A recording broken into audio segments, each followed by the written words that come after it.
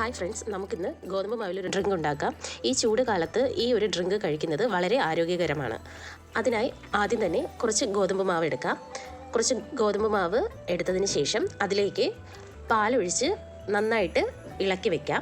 അത് പാലൊഴിച്ച് നന്നായി ഒരു ലിക്വിഡ് ഫോമിൽ നമുക്ക് നന്നായിട്ട് ഇളക്കി വയ്ക്കാം. അത് നന്നായി ലൂസാകുന്നത് വരെ നമുക്ക് ഇങ്ങനെ ഇളക്കി കൊടുക്കാം.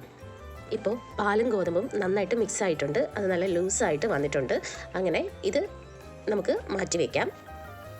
അതിനുശേഷം നമുക്ക് കാരമൽ ഉണ്ടാക്കാം. അതിനായി കുറച്ച് പഞ്ചസാര എടുക്കുക. കുറച്ച് പഞ്ചസാര എടുത്ത് അത് നന്നായി ചൂടാക്കുക.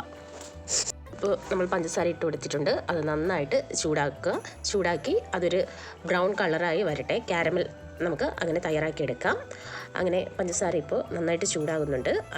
അതിൻ്റെ ടെക്സ്ചറും കളറും എല്ലാം മാറി വരുന്നുണ്ട്. പഞ്ചസാര ഈ ഒരു കൺസിസ്റ്റൻസിയിലാകുമ്പോൾ നമുക്ക് കുറച്ച് വെള്ളം ഒഴിച്ചു കൊടുക്കാം. വെള്ളം ഒഴിച്ചു കൊടുത്ത് ഇട്ട് വീണ്ടും ഒന്ന് ചൂടാക്കാം. ഇങ്ങനെ തിളപ്പിച്ചെടുത്തതിന് ശേഷം കുറച്ചും കൂടി വെള്ളം വേണമെങ്കിൽ നമുക്ക് ഇടയ്ക്കിടയ്ക്ക് ഒന്ന് ഒഴിച്ചു കൊടുക്കാം. അങ്ങനെ ഇതും എല്ലാം ചേർത്ത് നമുക്കൊന്ന് തിളപ്പിച്ചതിന് ശേഷം നമുക്ക് പാലൊഴിച്ചു കൊടുക്കാം. പാലൊഴിച്ച് കൊടുത്തതിന് ശേഷം ഇത് നന്നായിട്ടൊന്ന് തിളയ്ക്കണം. ഇതൊരു കുഞ്ഞു തീയിലിട്ട് നമുക്കൊന്ന് തിളപ്പിച്ചെടുത്താൽ മതി. അങ്ങനെ പാലും ഈ കാരമലും കൂടെ നന്നായിട്ട് മിക്സ് ചെയ്ത് തിളപ്പിക്കണം. ഇതിപ്പോൾ നന്നായിട്ട് തിളച്ച് വരുന്നുണ്ട്. അങ്ങനെ ഇത് നന്നായിട്ട് തിളച്ച് വരുമ്പോൾ നമ്മൾ ആദ്യം മിക്സ് ചെയ്ത് വെച്ചിരിക്കുന്ന ഗോതമ്പും പാലും കൂടി മിക്സ് ചെയ്ത് വെച്ചിരിക്കുന്ന സംഭവം ഇതിലോട്ട് ഒഴിച്ചു കൊടുക്കണം. ഇതിലോട്ട് ഒഴിച്ചു കൊടുത്ത് നമ്മൾ അത് നന്നായിട്ട് ഇളക്കണം.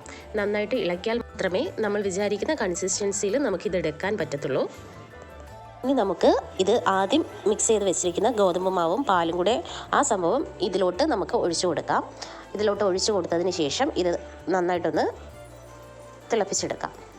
ഇത് ഒഴിച്ചതിന് ശേഷം നന്നായിട്ടൊന്ന് ഇളക്കി കൊടുക്കണം. എങ്കിൽ മാത്രമേ ഇത് അടിയിലൊന്നും പിടിക്കാതിരിക്കത്തുള്ളൂ. ഗോതമ്പ് മാവ് ഒഴിച്ചത് കൊണ്ട് ചിലപ്പോൾ അടിയിൽ പിടിക്കാൻ സാധ്യതയുണ്ട്. അങ്ങനെയൊന്നും വരാതിരിക്കാൻ ഇത് നമ്മൾ ഇളക്കി കൊടുക്കണം. ഇതിപ്പോൾ നന്നായി പാകപ്പെട്ട് വന്നിട്ടുണ്ട്. ഇതിനി തണുക്കാനായിട്ട് നമുക്ക് മാറ്റി വയ്ക്കാം. ഇത് നന്നായി തണുത്തതിന് ശേഷം നമുക്കൊരു ഗ്ലാസ്സിലേക്ക് ഇത് മാറ്റാം. ഇതിനു മുന്നേ നമ്മൾ കുറച്ച് ചിയാ സീഡ്സ് എടുത്ത് വെള്ളത്തിലിട്ട് വെച്ചിട്ടുണ്ടായിരുന്നു. ഈ ഒരു മിശ്രിതത്തിലേക്ക് നമുക്ക് ചിയാ സീഡും കൂടെ ഇട്ട് കൊടുക്കാം. ചിയാ സീഡ്സ് ഇട്ടതിന് ശേഷം 2 ഐസ് ക്യൂബും കൂടി ഇട്ട് കൊടുക്കുന്നുണ്ട്. നമുക്ക് വേണമെങ്കിൽ ബദാമും ഈന്തപ്പഴവും ഉണ്ടെങ്കിൽ നമുക്ക് ഇട്ട് കൊടുക്കാവുന്നതേ ഉള്ളൂ. വളരെ ലളിതമായി ഉണ്ടാക്കാൻ പറ്റുന്ന ഒരു പാനീയമാണിത്. ഗോതമ്പ് മാവും പാലും ചിയാ സീഡ്സും ഉണ്ടെങ്കിൽ തന്നെ ഇത് നന്നായിട്ട് ഉണ്ടാക്കാൻ സാധിക്കും. ഈ ചൂട് കാലത്ത് പെട്ടെന്ന് തന്നെ ഉണ്ടാക്കി കുടിക്കാൻ പറ്റുന്ന ഒരു പാനീയമാണിത്. എല്ലാവരും ഇത് ട്രൈ ചെയ്ത് നോക്കുക. ഇത് നിങ്ങൾക്ക് ഇഷ്ടപ്പെട്ടെങ്കിൽ എൻ്റെ ചാനൽ ലൈക്ക് ചെയ്യൂ, ഷെയർ ചെയ്യൂ, സബ്സ്ക്രൈബ് ചെയ്യൂ.